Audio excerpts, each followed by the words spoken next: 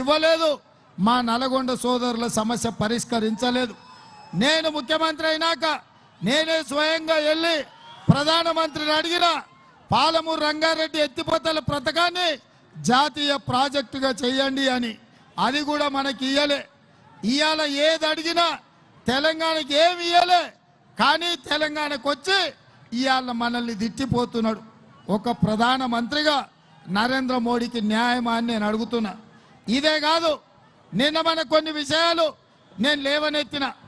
BJP ఈరోజు కుట్ర చేస్తుంది, ఎస్సీ ఎస్టీ బీసీ మైనారిటీ రిజర్వేషన్లు రద్దు చేస్తామని చెప్తున్నారు. అందుకే రిజర్వేషన్లు రద్దు చేయొద్దని నేను లొల్లి పెట్టి కొట్లాడితే నిన్నటికి నిన్న ఢిల్లీ పోలీసులతోని ఢిల్లీలో కేసు కట్టి గాంధీ భవన్కు ఢిల్లీ నుంచి పోలీసులను పంపించాడు.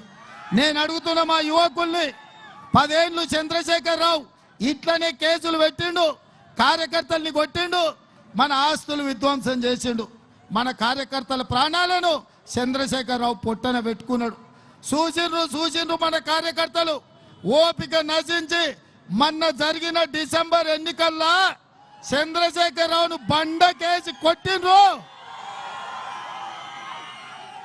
100 మీటర్ల గోతి తీసి పాతి పెట్టిండ్రు. మరి మా కార్యకర్తలు అనుకుంటున్నారు చంద్రశేఖర్ రావు ఖతం అయిండు కాబట్టి ఆట మొత్తం అయిపోయిందని. ఆట అయిపోలే నాయన. ఆట సెమీఫైనల్స్ డిసెంబర్లో మనం గెలిచింది.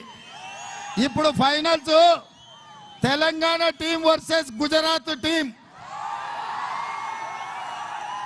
తెలంగాణ టీంకు రాహుల్ గాంధీ రేవంత్ రెడ్డి కెప్టెన్ అయితే గుజరాత్ టీంకు నరేంద్ర మోడీ అమిత్ షా కెప్టెన్. నేను ఇప్పుడు అడుగుతున్న మా 4 కోట్ల తెలంగాణ బిడ్డల్ని, ఈ ఫైనల్స్ లో గుజరాత్ గెలుస్తుందా తెలంగాణ గెలుస్తుందా? తెలంగాణ గెలిపించుకునే బాధ్యత మన తెలంగాణ యువకుల మీద ఉన్నది కదా. అందుకే ఇవాళ నరేంద్ర మోడీ ఈ ఆటలో గెలవలేనని తెలిసి తెలంగాణలో